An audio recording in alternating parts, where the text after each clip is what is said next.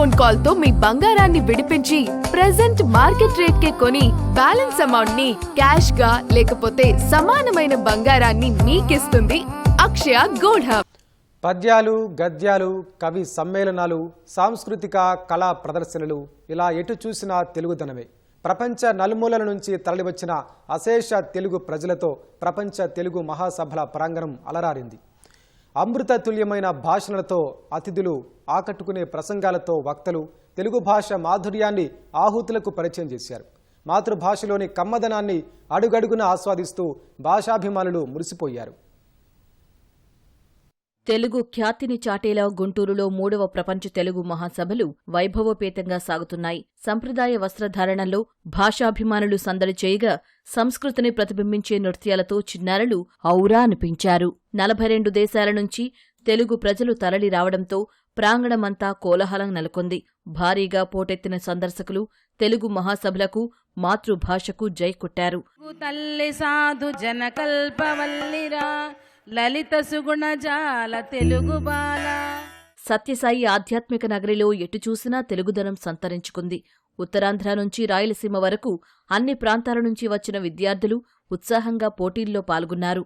భరతనాట్యం, కూచిపూడి వంటి శాస్త్రీయ నృత్యాలతో పాటు కర్రసాములాంటి పురాతన క్రీడలతో తెలుగోడి సత్తా చాటారు. అమ్మ అని ఎంత ఇష్టంగా పలుకుతామో మన తెలుగు కూడా అంతే.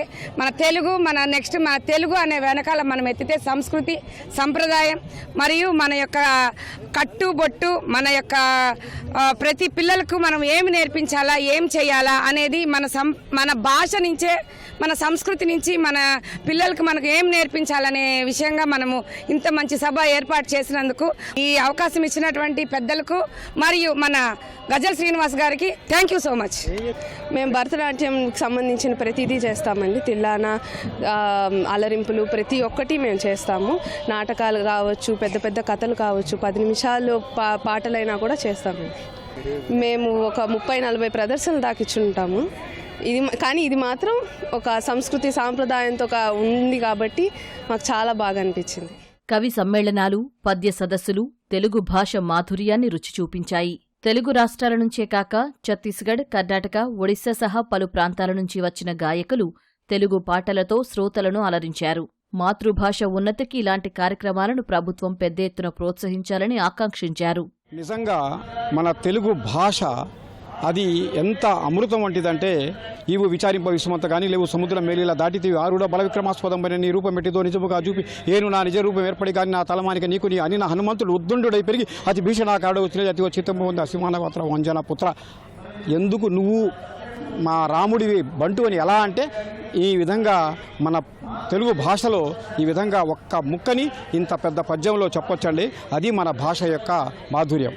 నాకు చాలా ఇష్టం ప్రపంచ తెలుగు మహాసభలన్నా, భాషా ఉద్యమాలన్నా, ఇలాంటివన్నీ కూడా. నేను దాదాపు ఇప్పటి వరకు 18 పుస్తకాలు రచించాను. ప్రపంచ తెలుగు మహాసభలు అనేటువంటి మా లాంటి రచయితలకు, కవులకు, గాయకులకు, నటులకు మా అందరికీ పండుగ లాంటిది. కాబట్టి పండుగలో పాల్గొనడానికి స్వచ్ఛందంగా నేను వచ్చాను. ఇలాంటి కార్యక్రమాలు ముందు అనేకమైనటువంటి కార్యక్రమాలు జరగాలని కోరుకుంటున్నాను. భాషతోనే సంస్కృతి, జాతి మనుగడ సాధ్యమని త్రిపుర గవర్నర్ ఇంద్రసేనారెడ్డి అభిప్రాయపడ్డారు. ప్రపంచ తెలుగు మహాసభలకు ఆయన ముఖ్య అతిథిగా హాజరయ్యారు. లిపిలేని భాషలను సైతం గౌరవించాలన్నారు. తెలుగు పరిరక్షణకు ప్రజలతో పాటు ప్రభుత్వాలు కృషి చేయాలని పిలుపునిచ్చారు.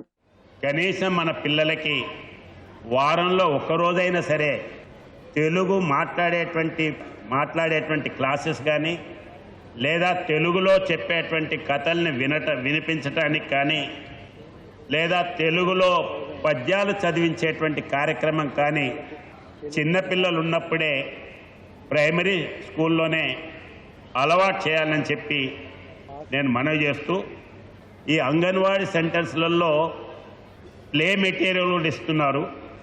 ఆ ప్లే మెటీరియల్ ఇచ్చేటప్పుడు ఇంగ్లీష్లో రిథమ్స్ చెప్తున్నారు.